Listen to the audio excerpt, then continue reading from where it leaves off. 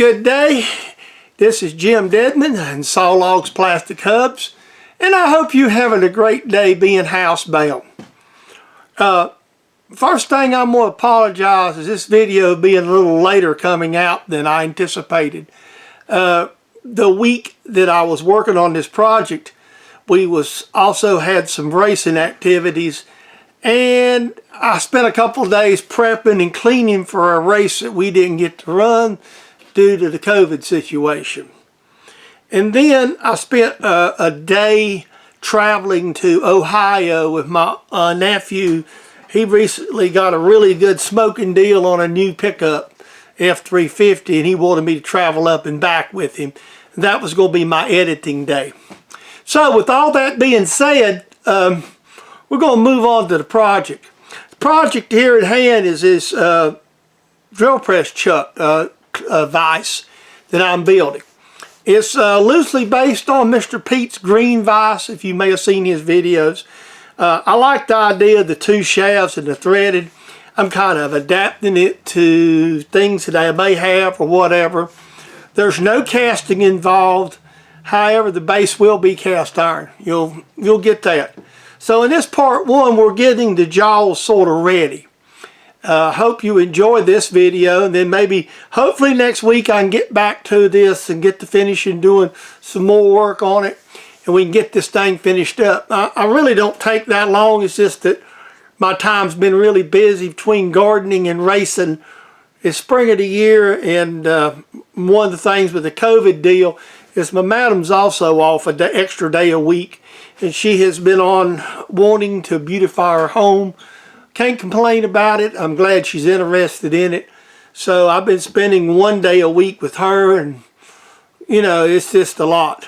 So with that being said, I hope you enjoyed today's video, and I'll come back and tell you bye.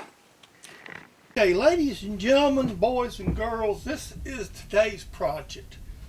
You see a drawing there, basically on a piece of grid paper. I'm going to make a drill press vise.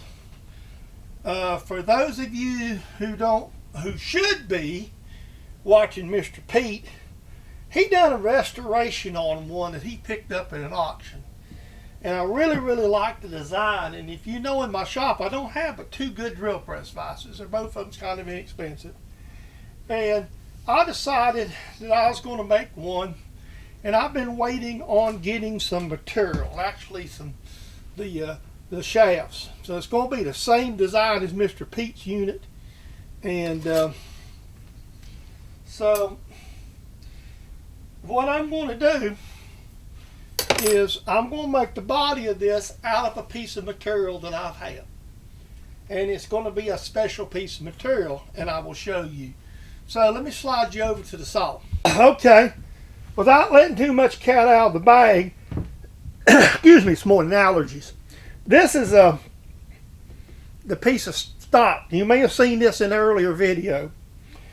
This is a square piece of cast iron that's been in my family's possession, in my possession probably most of my life. Somehow my grandfather Deadman had, or at least my adult life. I probably had this somewhere at least 50 years, 48 to 50 years. It's been around the house as long as I can remember. Tom shaped this piece of cast on his G&E for me a while back, just, you know, and we done video on it. So I'm going to take this and cut this piece right here is actually going to be both jaws.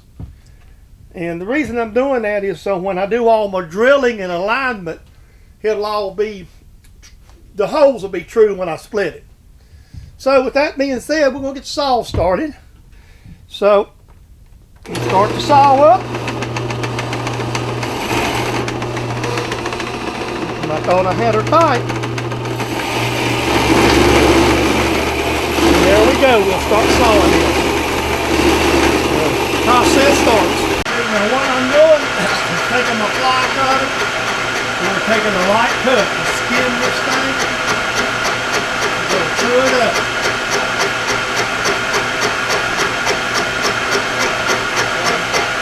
Probably take a couple of passes to get this true, but I just prefer to take the fly cutter. That gives me a nice finish. Since I don't shape stuff, we use the mill a lot. I originally drew the plans up to where I was going to turn these down to a 1/2 inch on this side and pin them. But I got to thinking when I was setting this up, what I'm going to do is we're going to use 5/8 shafts. So I'm going to take my 5/8 shafts, turn them to a 1/2 here and here, and my 5/8 rod. I'm going to use all thread rod for the center. And I'm going to turn, this is going to be a 1/2 inch, threaded 1/2 inch.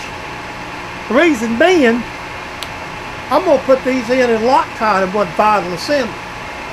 So that way I have my rods secured without any extra monarchy going on. It's a lot easier than trying to ream all this stuff. So let's drill a 1/2 inch hole,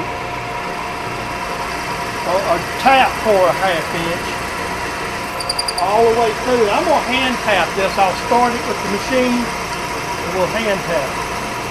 The other ones we're going to drill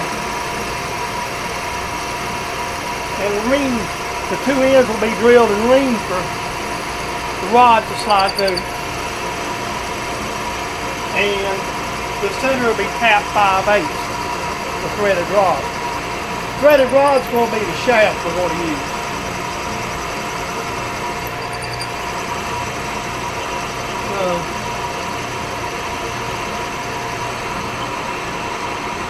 What this will give us on the 5/8 side is about 140 to 30 thousandths thickness.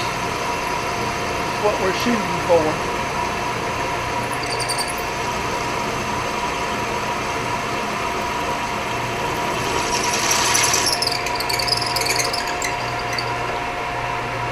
All right.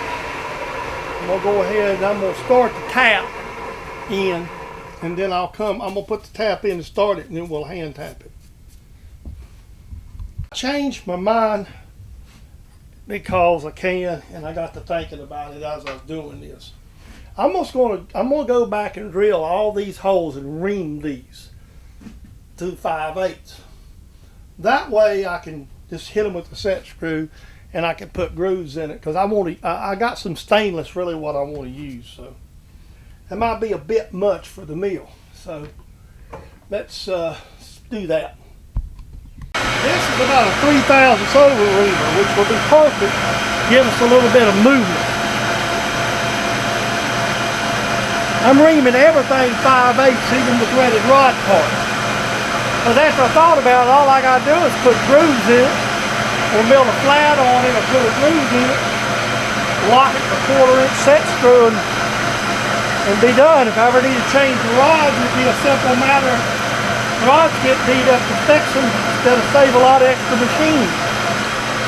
So there's a lot of work to be done to these cast iron blocks. I'm just now getting basically what I consider the basics done. Squaring them up on two sides to the thickness I'm wanting. Now I may have to I just wanted these rods to be nice and thick.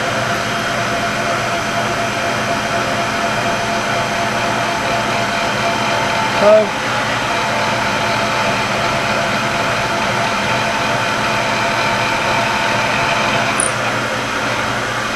there's one ream hole. I just got to go back and get all three of them. So yes. Since, you know, sometimes you just have to think about this, and that's the best way. This is about a 3/1000 over reamer, which will be perfect, give us a little bit of movement. I'm reaming everything 5/8, even the threaded rod part. Because after I thought about it, all I got to do is put grooves in it, or mill a flat on it, or put a groove in it, lock it with a 1/4 inch set screw, and be done. If I ever need to change the rods, it'd be a simple matter. Rods get beat up to fix them instead of save a lot of extra machines. So there's a lot of work to be done to these cast iron blocks. I'm just now getting basically what I consider the basics done. Squaring them up on two sides to the thickness I'm wanting. Now I may have could have used, I just wanted these rods to be nice and thick.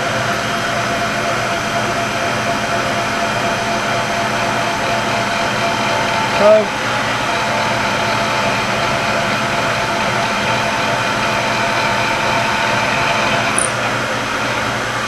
there's one ring hole.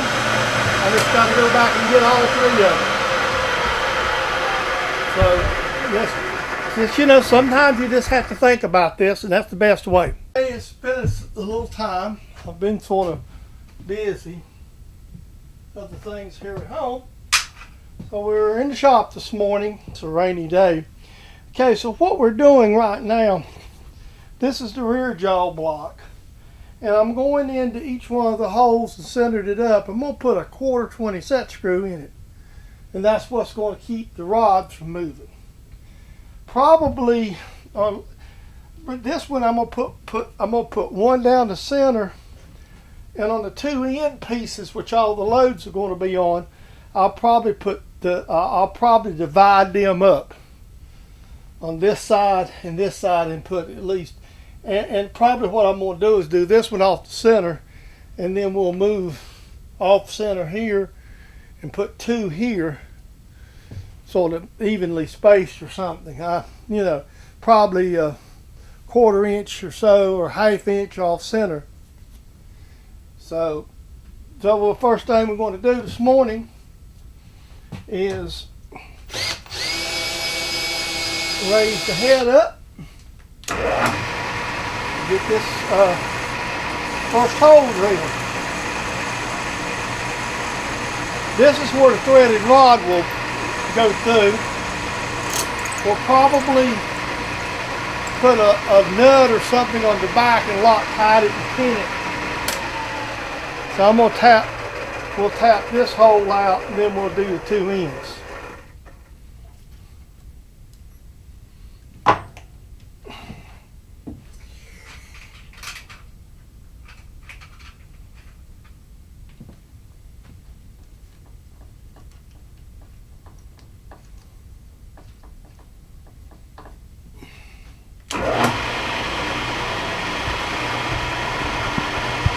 Alright, that's the, I'm going to put these two here will hold the rods, and this will keep the threaded center rod in place. So I've got all those holes. That's all the drilling and tapping we're going to do, except when we put the jaws on. So now I'm going to flip this thing around, and we'll take both of these jaws and we're going to machine them to accept the aluminum inserts that I'm going to put in them. Okay, I'm going to start milling the first block now.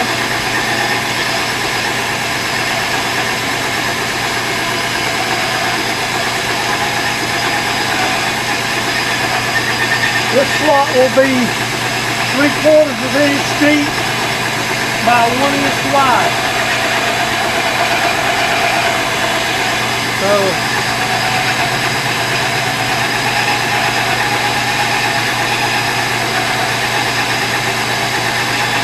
this stove should be 200,000. Cast is fairly soft, but the insert mill should handle it.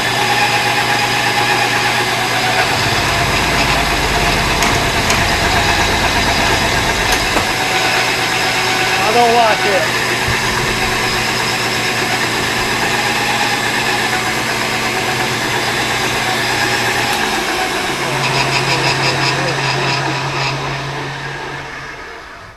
Because I'm in low gear.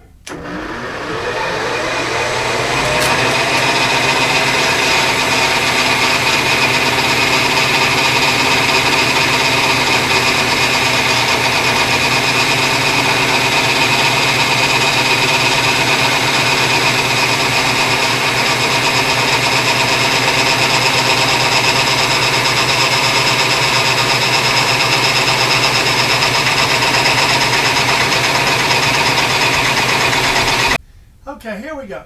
What we're doing is we're going ahead and drilling the screw holes for the aluminum.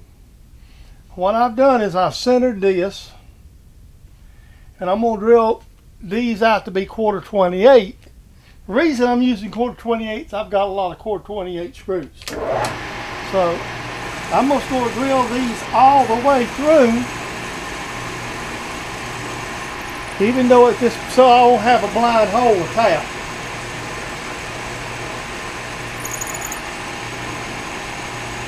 It's just a lot easier to do that and not tap blind holes. This is the movable jaw I'm working on now, and we have only got, after this, as far as on the jaw bases, one more milling operation to go.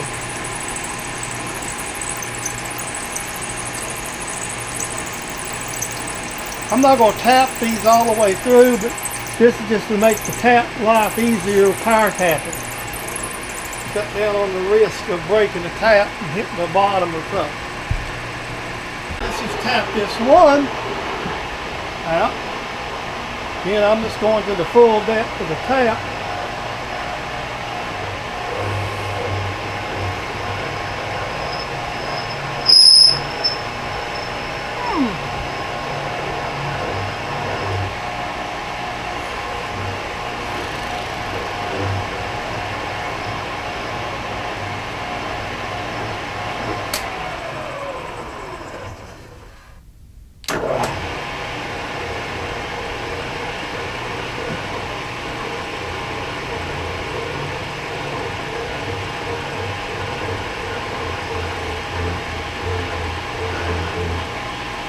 All right, that's one down. And now, we're going to start to mill the angle here. And I'll bring you back at the end, not to bore you with a lot of work. But what we're going to describe these things, a line, put in a 45-degree parallel.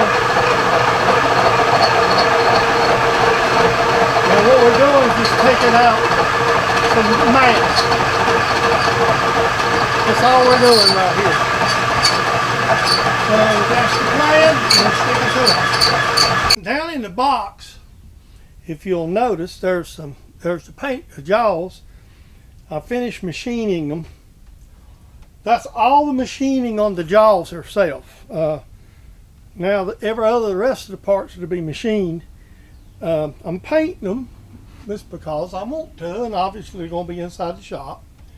And to do that, to get a good paint job on them, I'm going to paint them. I've taped off this area here where the aluminum will eventually go, and then we'll machine the aluminum jaw parts out. So we got a lot more work to do, and it's just something I wanted. I only have 2 drill press vices, and I have a little small one and I have another one, inexpensive one. And so, as I said, I seen Mr. Pete's green one, and I just decided I wanted to make something similar. So that's the design so far. Then we'll just move right on. Okay guys, hope you enjoyed part 1. Like, comment, subscribe if you ain't already doing so. This is a copyrighted production. I'm looking at my phone, it just throwed an alert up, of James Dedman Saw Logs Plastic Hubs. So with that being said, I hope you stepped back and enjoyed my video. I apologize for being a couple of 3 days later in this release. Again, it's because of a lot of activities I spoke of in the first. Between working on that, I had some racing work to do, the car to be ready. We've been kind of COVID screwed, excuse my language, today. We're supposed to race tonight under controlled circumstances, but the county government all of a sudden steps in and says, heck no. I guess the news media and the local governor in North Carolina put the clamp down on it. And I'm understanding that there's a lot of events planned that's been backed out because the governors and the local people's getting cold feet. So we're probably going to have to live with this for a while. Personally, and I'll say this a little bit and not be too long about it. My personal life, the only thing that's really affected it is probably getting to run a race car and get our haircuts and stuff. I mean, I'm here at the house, I can get material, I can go to Walmart, I can go to any place I want that's pretty, you know, this deep, because a lot of stuff I'm getting is essential. To me, the essential is a shell game. So, I have my problems with this whole thing. Now, if you live in an urban area where you've got and can't get away from folks, I can kind of understand the concerns. But here in rural Gaston County, I don't hardly ever get within 6 foot of anybody. Even we practiced race car the other week. So I find it a bit amusing. But I don't make the laws and I'm not the one making decisions. So with all that being said, I hope you enjoyed today's video. We'll try to get back on track with some of this stuff. And y'all have a great, wonderful day. I'll see you in the next video.